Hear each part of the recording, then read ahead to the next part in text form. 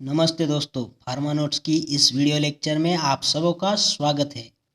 आज हम इस वीडियो लेक्चर में ईएसआईसी फार्मासिस्ट का जॉब प्रोफाइल और उसकी सैलरी के बारे में चर्चा करेंगे।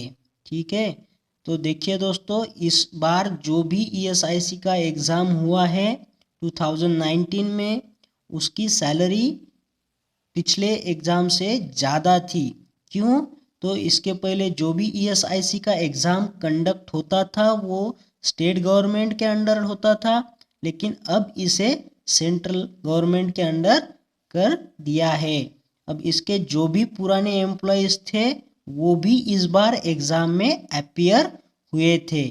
क्यों? तो उनको पता है कि उनकी जो सैलरी है उससे ज़्यादा सैलरी का पे बैंड इस पोस्ट के लिए है। ठीक है, तो हम हमारा पहले जो इंटरेस्टेड टॉपिक है सैलरी, उस पर चर्चा करेंगे और उसके बाद में उसके जॉब प्रोफाइल के बारे में चर्चा करेंगे। ठीक है दोस्तों, तो चलिए शुरू करते हैं। देखिए दोस्तों, ये जो भी फार्मासिस्ट की पोस्ट है उसका जो ग्रेड पे बोलते हैं वो है 2800 ग्रेड पे होता है। ठीक है, तो इसी ग्रेड पे के हिसाब से उसकी सैलरी होती है। लेकिन ये जो अभी जगह निकली है इसका पे मैट्रिक्स जो है बना है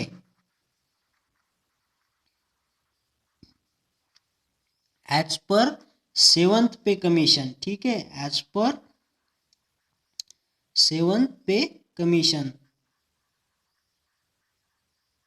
के हिसाब से जो भी बना है तो उसका बैंड आता है 29,200 से लेके 92,300 रुपये।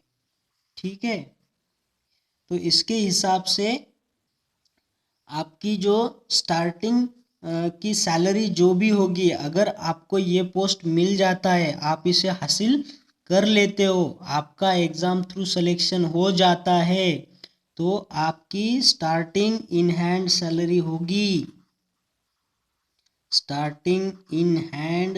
होगी, आपकी तकरीबन 40,000 तक जाएगी। ठीक है दोस्तों, ये अंडर 7th पे के हिसाब से बता रहे हैं हम। ठीक है, और अगर आप इस पोस्ट को 2 साल कंटिन्यू करते हो तो 2 साल के बाद ये जो 2800 ग्रेड पे था ना, ये हो जाएगा आपका 4200 ग्रेड पे।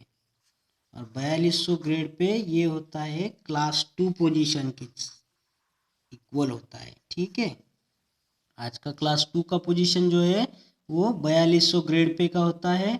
और जब ये ग्रेड पे आपको मिलेगा आफ्टर 2 इयर्स, तो आपका इन हैंड सैलरी हो जाएगा 52,000 से लेकर के 55,000 तक जाएगा। ठीक है दोस्तों, तो यही है रीज़न कि इतना लोग इस एग्ज़ाम में क्यों अपीयर हुए थे और उनको ये पोस्ट क्यों हासिल करनी है। तो ये जब इतनी सैलरी आपको मिलेगी, इतनी सैलरी कोई भी फार्मासिस्ट एग्ज़ाम में नहीं होती है। 2800 पे बैंड होता है, पर इतना 4200 ग्रेड पे बढ़ता नहीं है बाकी पोस्ट के लिए। लेकिन इस पोस्ट में ऐसा दिया है कि 2 साल के बाद आपका ग्रेड पे 4200 बन जाएगा। अब इतना सैलरी क्यों बनेगा? क्योंकि देखिए दोस्तों, ये जॉब्स होते हैं सिटी में, और सिटी में आपको जो भी एचआरए या डीए मिलता है वो ज़्यादा होता है। जैसे आपको 2 साल तक अभी आपका ज्वाइनिंग हो भी जाता है, तो 2 साल के बाद में आपको तकरीबन 25% का डीए और 16 से 18% का एचआरए मिलेगा। तो सैलरी इतनी जाएगी ही जाएगी। ठीक है, तो दोस्तों अपने आंसर्स को अच्छे से टैली करिएगा, देखिएगा जो भी आपके कैलकुलेटिव नंबर्स आते हैं, और अभी जब आंसर की भी आएगी तो आप उसके साथ अपने आंसर्स को टैली कर लीजिएगा। ठीक है, और जिनका सिलेक्शन नहीं भी होता है तो उनको ज़्यादा पैनिक होने की कोई आवश्यकता नहीं है, वो अपना प्रिपरेशन चालू रखें, ताकि आने वाले और भी बहुत सारे एग्ज़ाम्स है। ठीक है,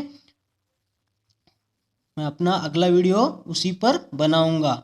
ठीक है, जो भी एग्ज़ाम्स अभी फ्यूचर में आने वाले हैं आपको उससे आपका प्रिपरेशन करने में आसानी जाए और एक उल्लास बना रहे। ठीक है दोस्तों, तो चलिए नेक्स्ट हमारा जो भी जॉब प्रोफाइल है उसके बारे में भी डिस्कस कर लेते हैं। इसके जॉब प्रोफाइल में क्या होता है दोस्तों, एक सैटेलाइट फार्मेसी होती है। ये तो बड़े बड़े शहरों में ही जॉब होता है, तो सैटेलाइट फार्मेसी होती है और वहाँ से अलग अलग जगहों पे छोटे छोटे ब्रांचेस भी होते हैं, ताकि जो भी कंपनियों के एम्प्लॉयज़ हैं यानी कि जो भी पेशेंट है उनको उस मतलब हॉस्पिटल में जाने में एक्सेस मिलता रहे, इजी एक्सेस हो।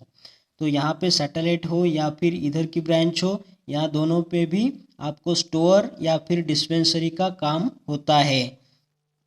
या तो स्टोर इंचार्ज बना दिया जाता है या तो डिस्पेंसरी में काम करना होता है।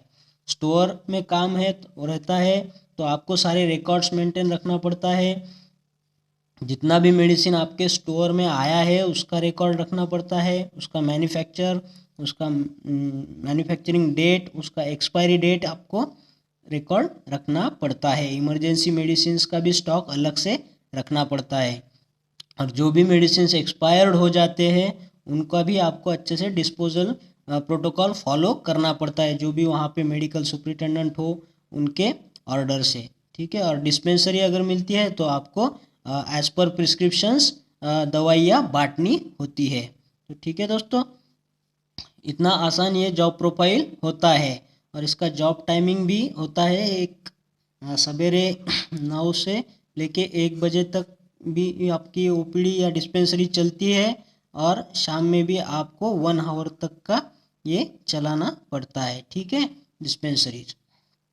तो आप चाहे जहाँ जॉब करें, जॉब तो एकदम सही है और ये बीच में आपको रेसेस भी मिलता है, लंच टाइम भी मिलता है और उनके क्वार्टर्स भी होते हैं जहां आपको रहने की सुविधा होती है। अच्छे क्वार्टर्स होते हैं BHK टाइप के, तो काफ़ी लग्जरियस जॉब है अगर अलग एंगल से देखा जाए तो आपको इस जॉब के लिए ट्राई ज़रूर करना चाहिए। ठीक है दोस्तों, अब इस साल की एग्ज़ाम में जो भी सिलेक्शन, जिनका भी सिलेक्शन होगा, काफ़ी अच्छी पोस्ट है दोस्तों, तो आप इसे ज़रूर ज्वाइन कर लीजिएगा। ठीक है, और जो भी सिलेक्टेड कैंडिडेट होंगे उनके लिए मेरी शुभकामना है कि आपको अच्छी जॉब मिल रही है, तो आप इसे ज़रूर ज़रूर ज्वाइन करिएगा। ठीक है, और जो भी मेरे नए व्यूअर्स हैं उनको रिक्वेस्ट है कि आप मेरे वीडियो चैनल को सब्सक्राइब कर लीजिएगा, ताकि मेरे आने वाले वीडियोस का भी नोटिफिकेशन आपको मिलता रहेगा। उसमें मैं आने वाले नए नए जॉब्स के बारे में भी अपडेट करता रहूँगा और ESI की फार्मासिस्ट की जो भी आंसर की आएगी तभी आपको नोटिफिकेशन मिलेगा। ठीक है, और अगर आपको ये वीडियो पसंद आया हो, अच्छा लगा हो, तो इसे लाइक और शेयर ज़रूर करिएगा।